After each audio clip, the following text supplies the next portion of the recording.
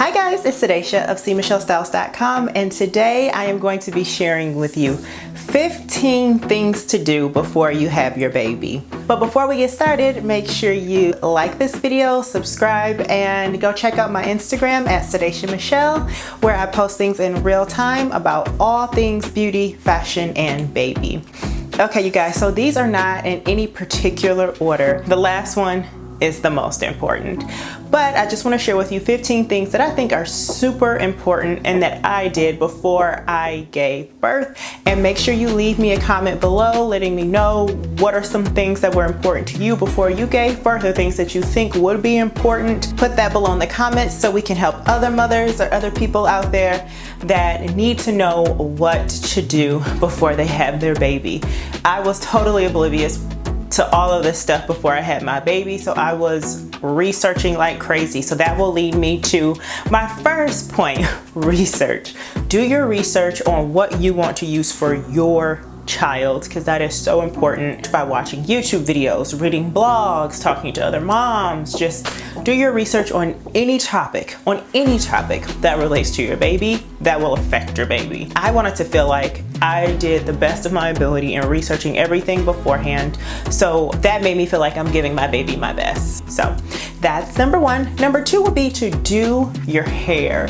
So do your hair in a way where you don't have to maintain it. In my labor and delivery vlog, I had my hair in 2 French braids that lasted up to a week after I had my baby, which was perfect. I didn't have to worry about my hair. Boom, ready to go. So my third thing to do would be make sure your bag is packed and put in a central location. Probably, I'd say, starting at week 28, 30. I mean, your baby could come at any moment. So you just want to make sure that you're ready to go. And if you want to see what I packed for my hospital bag, I will link that in the cards and in the description box, along with what I actually used in my hospital bag video.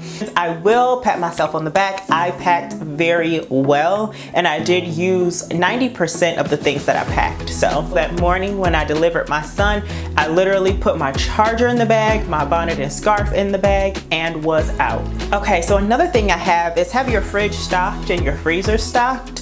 Some people have had like some meals prepared and they froze them. The hardest part is you don't know when your baby is coming, so the best practice would be just always have your stuff stocked and together. I mean, the food could stay in the freezer for at least 3 to 6 months if you're preparing your meals. The only thing you have to worry about is fresh produce. So a lot of family brought food for us, and I'm sure family's gonna bring food for you too, but that goes away after like your first 2 weeks, and then you're going to have to start preparing your own meals. The last thing you wanna do is think about where your food is gonna come from.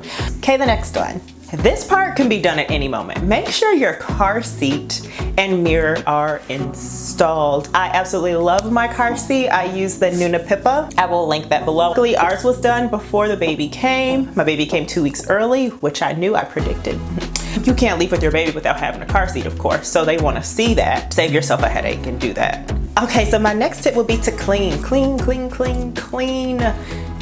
If that's your ministry, if that's ours. We are clean freaks in this house. So we cleaned everything top to bottom just to make sure that we were ready for when he came. Just clean whatever it is that you need to clean to prepare for your baby. Leading to the next thing, make sure your nursery is ready to the best of your ability before, because the last thing you want to do when your baby is here is not be ready to receive them. When you go in full nesting mode, you'll get it. You'll start just preparing like crazy in every way. Okay, so this one stressed me out for a little bit because I'm very picky about doctors. So finding that pediatrician that I wanted to use for him took me a while. That's another thing when it comes to my first point with research. Research your doctors. You might have to try a couple of them. You know, call them, talk to them first before your baby. I mean, it's an interview. Honestly, it's an interview. You want to make sure that your baby is in the best possible hands. Period. I researched, I looked at reviews, I talked to friends, I called my doctor, see if they had any recommendations. I did the work. So make sure you guys do the work, find your pediatrician, because your baby has an appointment that next week. after they're born. At the hospital, there will be a pediatrician that comes in and checks your baby before you go. You can just use them. You can follow up and see them too. You may like them better than the person you picked. Either way, you do have an option if you haven't found someone that you feel good enough that you want to use. Okay, so speaking of pediatricians, have a running list of questions that you want to ask your OBGYN, have a running list of questions you want to ask your pediatrician. If you're that type of person, I'm very type A, so that gives me peace of mind. I'm curious about certain things. I need to know certain things. At my baby's 1 month checkup, at his 2nd month checkup, I had questions because things will happen and you'll want to remember like, oh, wait, I've got to ask the doctor this. Oh, I got to ask the doctor this. Or, oh, I just experienced this. Let me write that down. And always get your questions answered. Don't be afraid to ask your questions. Your baby, your life, your body. I'm asking. Okay, if we weren't in this whole global situation, the next one would be go get a hospital tour. That is something that I was so excited to do, but I was not able to do it because we had gotten shut down. I think that'll make you more comfortable knowing what the area will look like before you get there, and you know where your baby is going to be and just where you're going to be and the facilities. Go get a hospital tour if you can. That would have been great if I could do that. The other thing that I really wanted to do, but I couldn't, was a birthing class, a Lamaze class. I wanted that experience so badly, but we did the best we could. If you can go in and have your actual class, you can learn how to push. I learned how to push on the bed.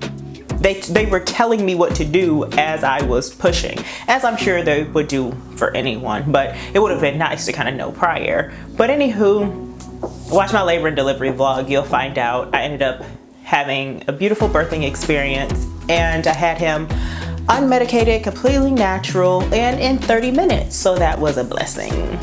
Praise God. So another thing that I think is super important to do before you give birth is to decide if you want to breastfeed.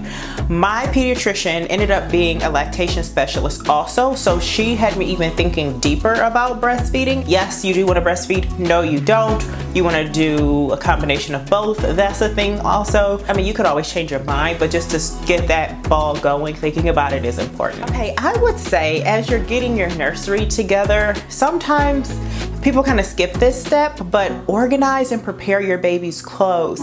Again, I'm that OCD chick. I even have clothes size rings. Yes, honey, it is serious. I'll show you. These little size rings for his closet, you guys, it's the cutest thing ever. And the last thing you want to do is to pull out every single item. What size is this? 0 to 3. No, I need a 3 to 6. Too much. So the next thing is sleep. Enjoy it. My mother kept saying this, get your rest, sleep, sleep, sleep. And I'm like, yeah, okay, I'm asleep.